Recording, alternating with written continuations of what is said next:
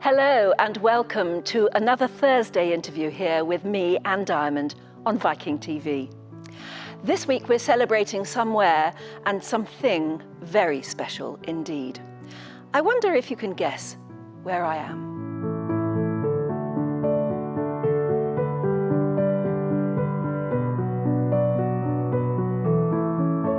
This is the Titanic Experience in Belfast Docks. Not just in the same place as where the Titanic and her sister ships, the Olympic and the Britannic, were built at the very beginning of the 20th century, but on the shipway where the ship was forged in molten steel and the sweat of the Belfast workers who lived here, and then launched her into the sea, the most impressive and opulent passenger liner ever. It is so much more than a museum.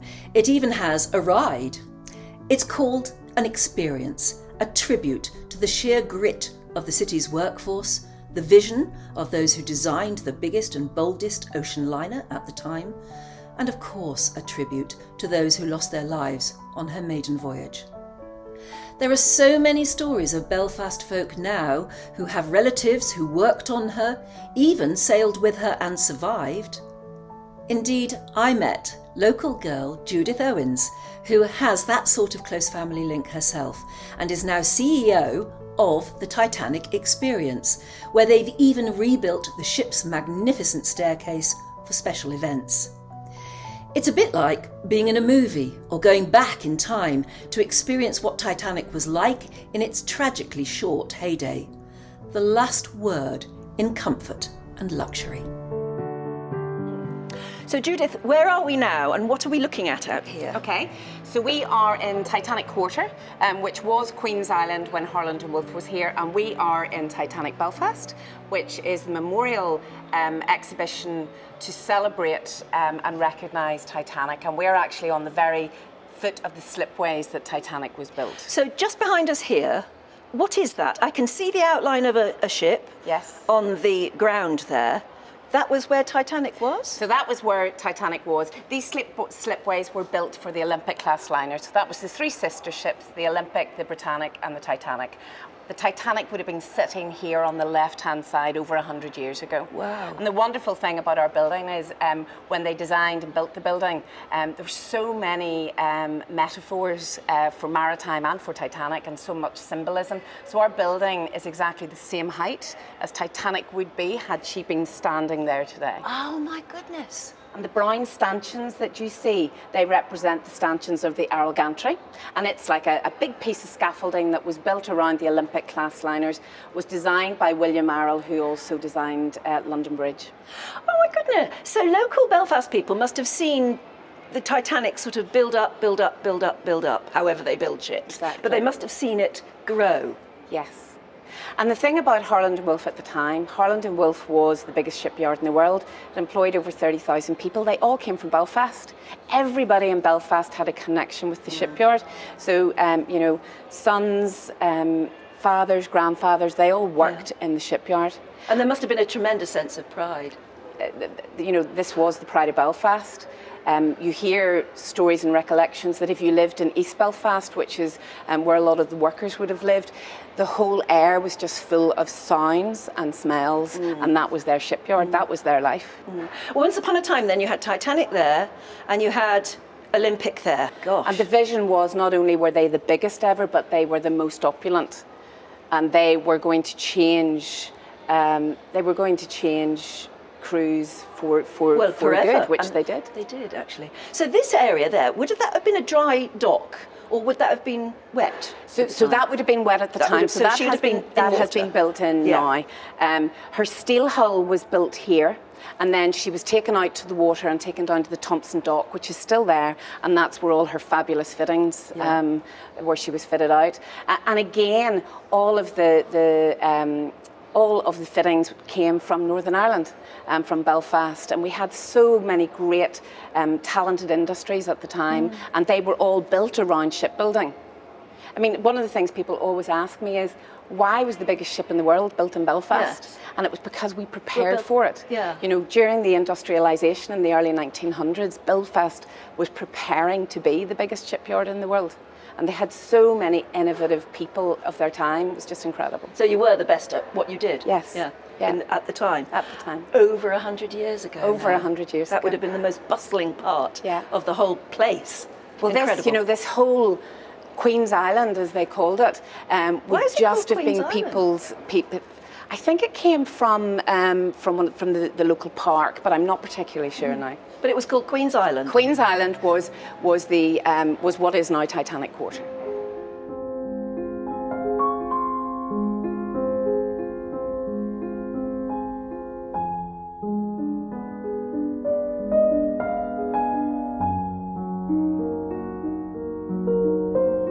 So Judith, this to me is the absolutely most amazing experience, because everybody knows about Titanic, but here you can, I don't know, you can just absorb it, can't you? You can feel what Titanic was all about. I think so, and that was part of the design of the building, and certainly upstairs in the Titanic suites where we are at the minute. We don't replicate what was on board Titanic, but it's very much a contemporary nod to what was on board. The staircase behind us. I mean, it's just beautiful, beautifully done. It is absolutely stunning, and it's very much similar to the grand staircase that would have been on board Titanic. Yes, it's, as you say, evocative, isn't it? It's extremely evocative, yeah. I think this whole site is. Even, the outside Titanic Belfast, when you walk down the slipways, there really is a sense of spirit, and there's a real sense of legacy of what went before us. And when Titanic was being built and all the workforce were coming in every day to do their work on it and to build it up from almost nothing, they didn't even know its name, did they? No, they didn't, because in Belfast we did things differently, as we do today. But the ships weren't named until they were seaworthy. So while Titanic was here, she was ship 401, which was basically the 401st ship that Harland and Wolff had built. So the men were coming down in the morning, they would have been told to go to Hull 401. And it was only when she was launched from the slipways here that she was known as Titanic. And that's when she was called Titanic. And that's when she and my goodness, she was huge. She and her sister ships were the biggest of their day. They were, yes. So the Olympic and the Britannic, and just, incredible innovation and opulence. And it was just the height of luxury, not just for the first class passengers, but for the first time, the third and second class passengers also had a touch of luxury. For example, in the third class area, there was a piano. So they actually had their own entertainment. That would never have been heard of before. So that bit of the movie is good too. Yeah, that's correct. Actually right, yeah. But I think the movie's great. We love it. And of course, the movie has really helped us because it has opened Titanic up to another generation. Well, this very feature, this whole centre is the experience, as you say. It is apparently the biggest driver of tourism in Belfast right now. It is, yes. So Titanic Belfast didn't just happen, and actually it went way back to the Good Friday Agreement. We were closed for tourism for over 30 years, and on the back of the Good Friday Agreement, we needed something to kickstart tourism in Northern Ireland. So there were 5 signature projects developed, and this was one of them. Biggest investment in tourism, 76 million. It was public and private, and at the time that was a huge amount of money. But I think for the first time, I've worked in Belfast all my life, born and bred a Belfast girl, but for the first time we had everybody around us. There was yes, there were naysayers, but we had so many supporters. Every political party was behind it. Every part of our community was behind it. And I actually think that has been one of our successes. Yeah. What I imagine must have been very difficult at the time. Yes, we want a Titanic Belfast experience of some sort for people to come and see and celebrate what was good. But you can't help get away from the fact that it was a disaster, what happened to the Titanic. How did they figure out how to make it something to celebrate? In other words, how did they figure out how to make it a positive rather than a negative? Well, I think when you go round the exhibition, you actually realise that it's not just about the story of Titanic. So we take a story of shipbuilding, we take a story of Belfast. So it starts in Belfast in the early 1900s and really tells the story and sets the scene as to how Belfast could build the biggest ship in the world. We then take you through the story of Titanic. But the story of Titanic isn't just about the sinking, it's about ambition, innovation, it's about love. there were 13 honeymoon couples on board Titanic. Is that right? Yes. I didn't know that. And also, it is a bit about hope as well, because it's what happened after. So we don't stop our story at the sinking. We take it right through. I mean, one of the things that has come out of Titanic is there were 24 recommendations on the back of the inquiry that have changed. They have changed maritime history. Maritime history. Yeah. Yeah. Health and safety. Absolutely. But obviously it was very necessary. Yeah. But what we did was we took one of the biggest stories in the world at the time, Titanic, but we brought it back home to where it belonged. So we took ownership again of the Titanic story, and we made it our own. And there's no doubt that it is a story that's known the world over. You must get visitors from all over the planet. We do. 145 countries from across the world. 6.5 million, over 6.5 million visitors have come to Belfast. 1 in 5 people coming to Ireland are purely coming to see Titanic Belfast. So the draw, the enduring legacy of Titanic, I don't think it has ever been stronger. How was it designed? How did it grow out of the just next door to the slipway? What happened? How did it even get going? Well, as I say, I think it started way back in about 2003, 2004, and there was great people around at the time who were willing to take risks, who had great vision. So they came up with the idea of bringing the story of Titanic back home. I think the original ideas all centred around the slipways and about building probably a replica type ship building on the slipways. And I wasn't involved at that time, but I didn't sort of get a great sense that there was great appetite for that. But then this incredible concept architect called Eric Kuhn, who's Texan, he came on board with Pat Doherty, who owns Titanic Belfast Limited, who operate Titanic now, and they had this great vision of creating something, as you say, that basically grew out of the ground. And it's all around, the design centres around compass rose. And then the hulls come out surrounding that. And there's so many metaphors in our story. So our building represents the hulls of ships, but it also represents the 4 stages of shipbuilding, which is timber, iron, steel and aluminium. So everything that you look at tells its own story. And then you have these wonderful reflective pools that reflect the Belfast, the city centre and the buildings, but also the shards, which are on the side of our building, which obviously reflect light as per icebergs. Yeah, I see, yes. That's water poignant. Crystals. Yes. I was going to say it just twinkles in the sunlight. It does, but also, yes, as you say, the great shards of ice. Shards of ice, yeah. And if you fly over the top of our building, we are the shape of a star, which is the White Star Line. Oh my goodness. Yes, it's beautifully designed. And when you walk around the inside of it, you do get this feeling of hugeness. I mean, I don't know, I can't quite describe it, but it's like being inside. It is vast, which is what the ship was. And that, I think that was one of their overwhelming objectives, was to try and really put the visitors right at the heart of what Titanic was about. And at that time, the vastness would have been incredible. But it's not just an exhibition either. When people go round, it's quite for want of a better word, it's an immersive experience, isn't it? It is, yeah. Well, the galleries themselves have been specifically designed using lots of technology to really immerse our guest in everything around the story.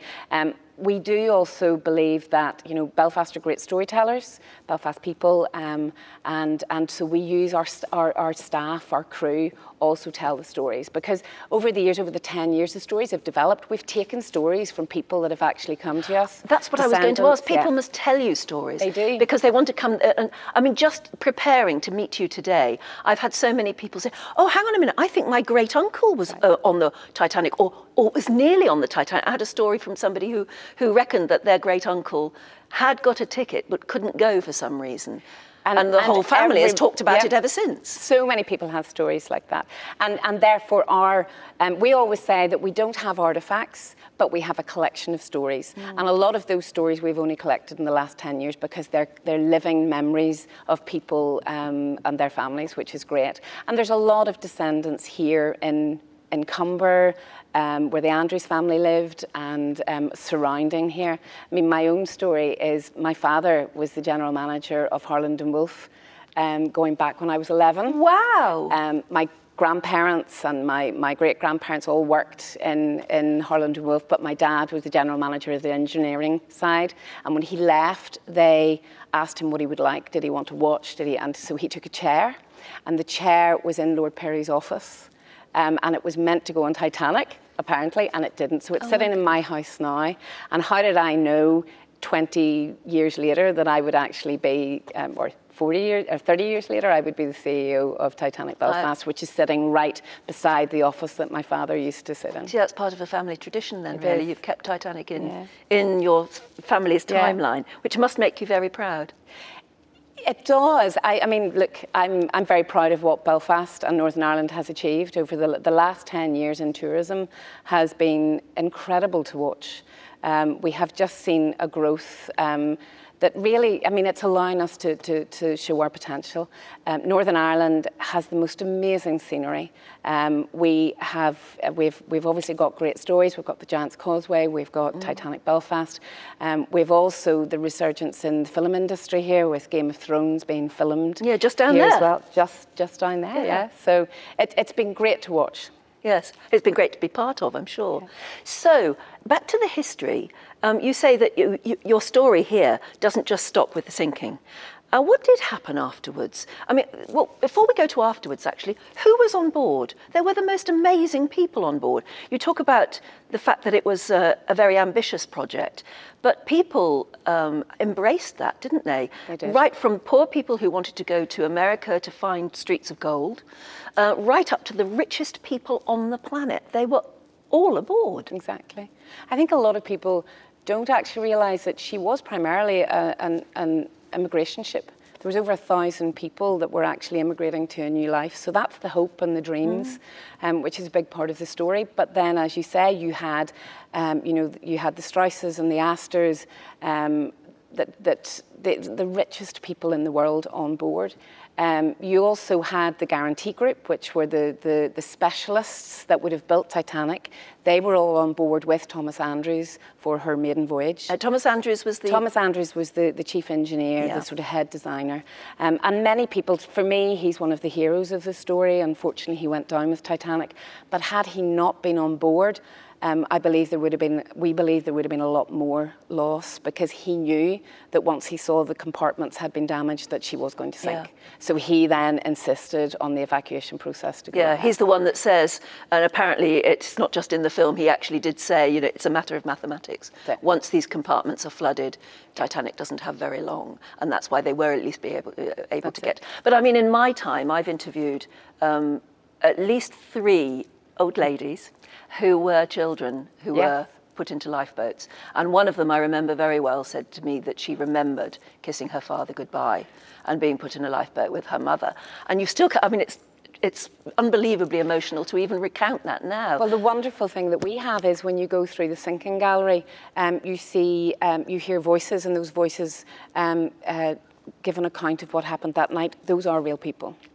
So the voices that you hear actually experienced that, and that for me is one of the most incredibly poignant parts of our story.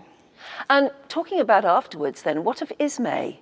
He was another character that has always been painted rather badly. Well, I think, Bruce Ismay was the president of the White Star Line. It was him and Lord Perry that came up with this amazing vision to build the ships. And I think he, in some people's understanding, didn't act the way he should have done on board. And many would say that he's regretted that for the rest of his life. And lived very much as a recluse after Titanic sank. Because if you were a man and you didn't have a good reason to be aboard a lifeboat, I imagine the public looked pretty dimly upon you. Yes, and there were many great men that went down with the ship. And there was an inquiry, as you say, and it did, in the end, come up with all sorts of things which have changed maritime history. Yes, it did, and that's the legacy of Titanic. Lots of people, there's also quite a lot of myths and legends around Titanic. So the actual reason for the sinking, you know, we could sit here all day and talk about all the contributing factors that people believe happened. You know, obviously it was a very large iceberg, it penetrated all the different departments, but there's also a story that there were no binoculars on board. Oh, that's right, they were locked in a cupboard or something. But they were locked in a cupboard and the key was taken off in the pocket onto another ship. So there are these incredible layers of stories that are really only starting to come out. Well, it was a tapestry of human stories, wasn't it, in the end? Yeah. But as you say, Belfast itself must have gone into mourning, but I get that there must have been some sort of closure when James Cameron and his lot discovered the actual way Titanic sank and where it is now, and we know all about that. Do you think that did give Belfast some sort of closure on the whole thing? I mean, I don't remember that being a really. I actually think what I do remember is people coming in who knew the Titanic story saying they didn't particularly like the film because they felt that it romanticised the whole episode.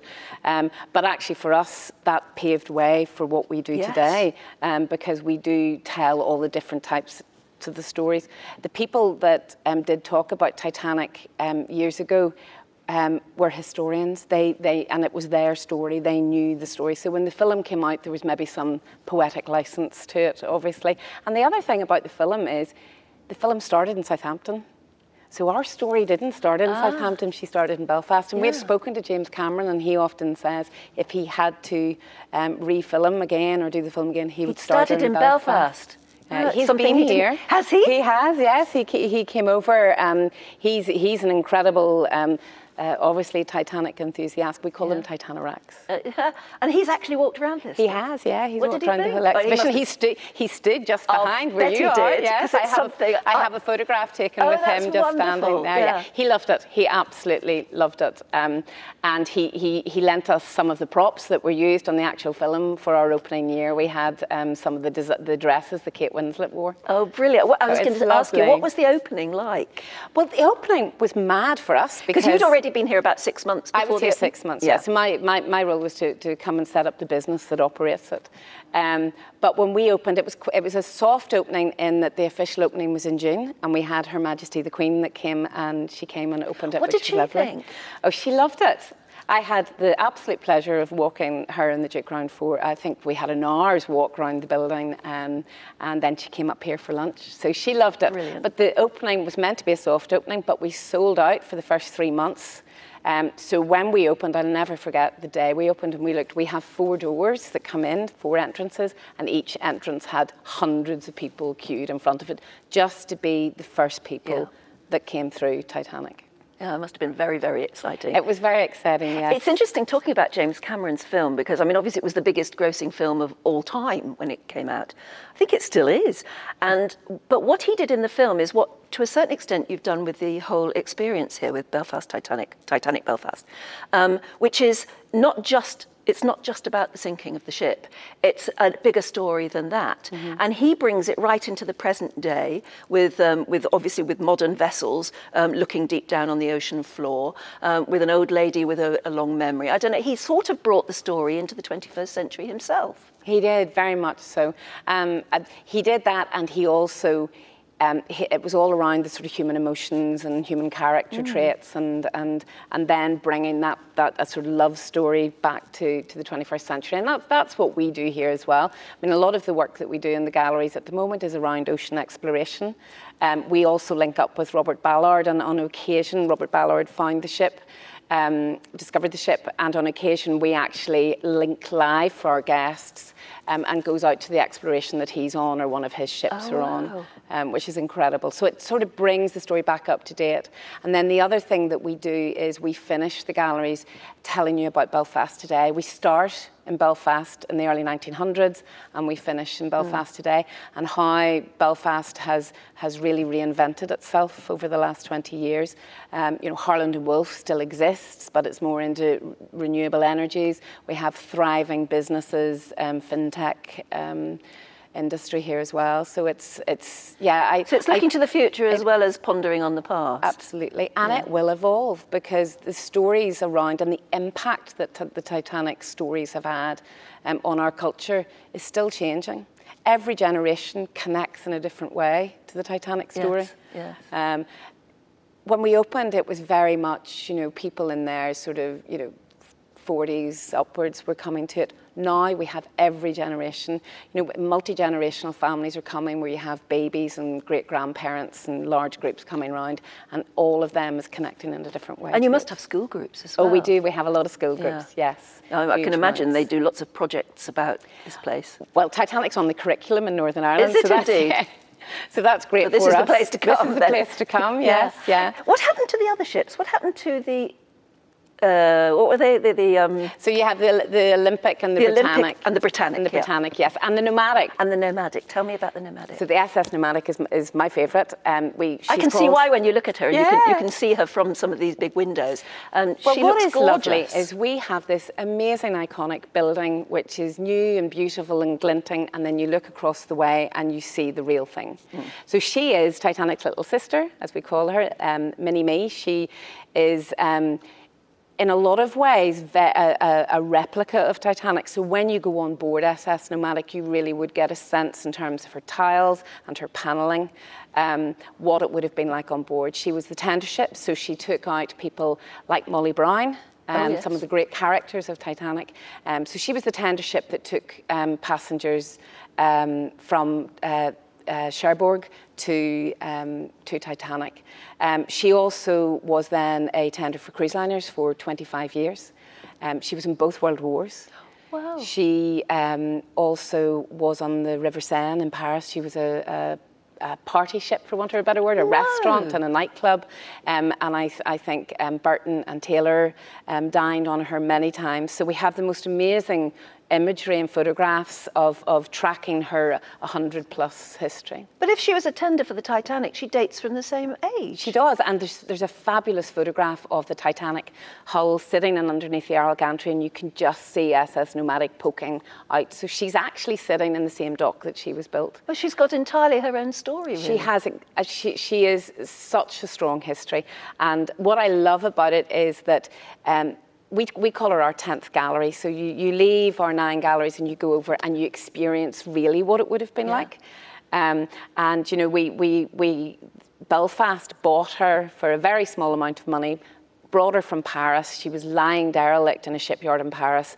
There was a big campaign to bring her back. And then she's back here and fully restored £7 million later. And you know, 350,000 people are going on board her every year, which is just great. It is to brilliant. Have that sort of legacy. Yeah, and she does look grand, doesn't she? Yeah, she's lovely. She's wonderful. What do people like best about the experience here? Very good question, because it depends who you ask. Because I haven't been yet, but apparently there's a ride. There is a ride, yes. So what does everybody it do? likes the ride. So the ride takes you around a shipyard in the 1900s. So you get to really experience the sights and smells and sounds of what it would have been like, looking at the men banging the rivets in, showing how dangerous that life would have been.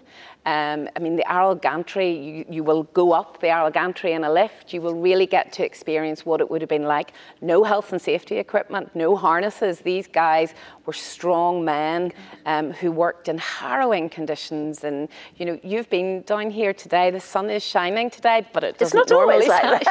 It is the windiest place on earth. So to actually, for these guys to be, you know, 90 metres up on the Arl gantry. With no harness. With no harness, in dreadful conditions, in very dark light.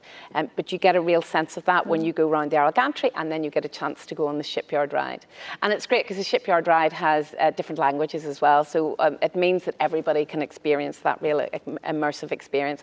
And then just as you come off the shipyard ride, there's a lovely bar scene, because of course they all like to go for a little whiskey, a wee dram at the end of their shift. Yeah.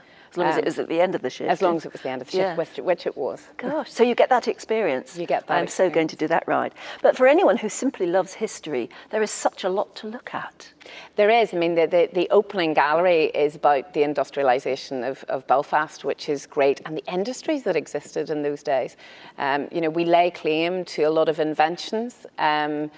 Carbonated water came from Northern Ireland. We have obviously whiskey. Yeah, apparently. Really? Yes. Yes, I think we lay claim to gin and tonic, but I'm not quite sure about that. So rope making, whiskey obviously has got strong tradition here, and it's great to see all the whiskey distilleries starting to pop up. Oh yes, they're all over the place. Real resurgence in distilling. One has just been announced this week in Northern Ireland, which is great. Yeah, you have to talk up a place, and this actually gives everybody a reason to talk the place up, and then it starts to build and build, doesn't it?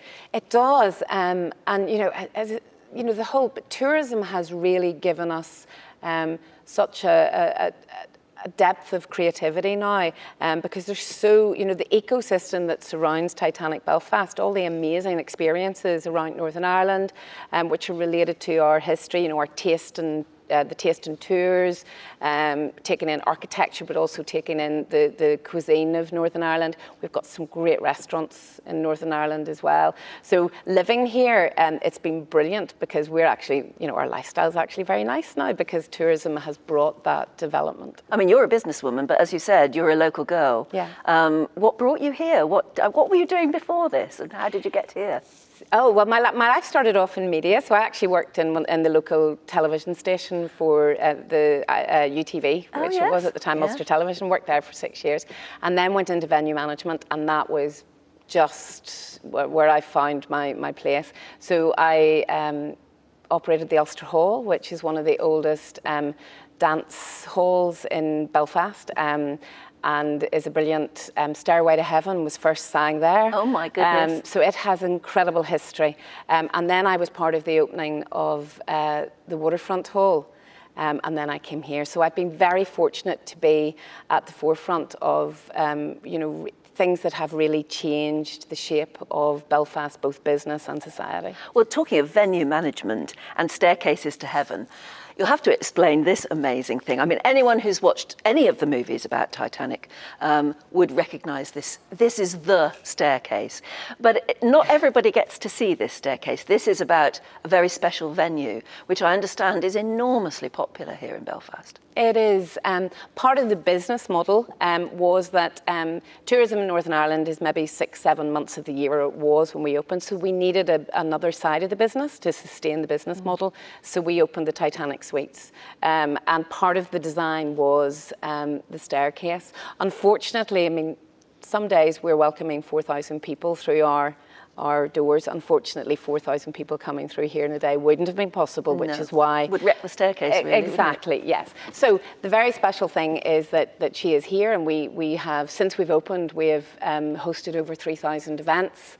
Such as? What sort of events? So we did the after-show party for Sports Personality of the Year Awards. So we had all the sports celebrities here. We do gala dinners. It's made, isn't it, for that sort of thing? It absolutely is. Yeah. We do gala dinners. We do graduations for our local universities and colleges. We have done a number of weddings, not that many because it is quite a big space, as you can see. Yeah. And we can seat 600 to 700 here for an evening dinner.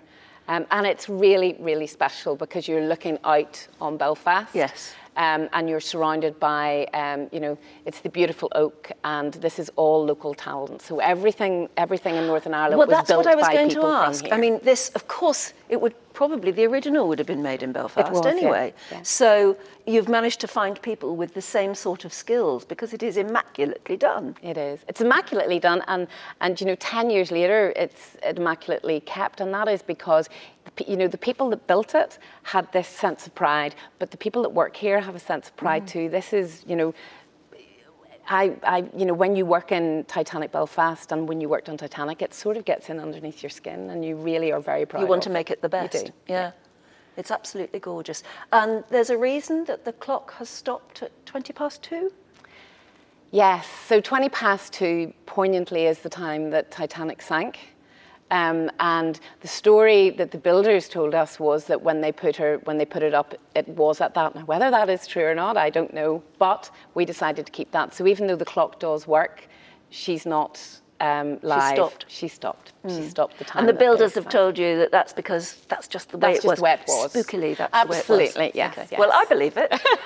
We want to believe it. And the incredible ceiling as well. This is all so evocative and so beautifully done. It must look magnificent at night. It's magnificent at night, and the whole way, you know, the lighting scheme. Again, what we're trying to do is create that contemporary twist on what it would have been like on board. I mean, the food, the surroundings, the atmosphere, the ambience, that's what we're trying to create. And we've you know, as I say, over 3,000 events. We do a lot of the large conferences here as well. So it's great to see. And even the crockery. Yes, you've seen our crockery. Yeah. So we're allowed to use the White Star Line logo, so it's on all of our crockery. But it's not an exact replica of what we've seen in Titanic movies or whatever. It's a sort of 21st century version. It is, because well, one of the things that we do is our food is incredible. So we are restaurant standard food, but large scale. So that picture is painted by our food on the plate, but we just want to give a little nod to the White Star Line.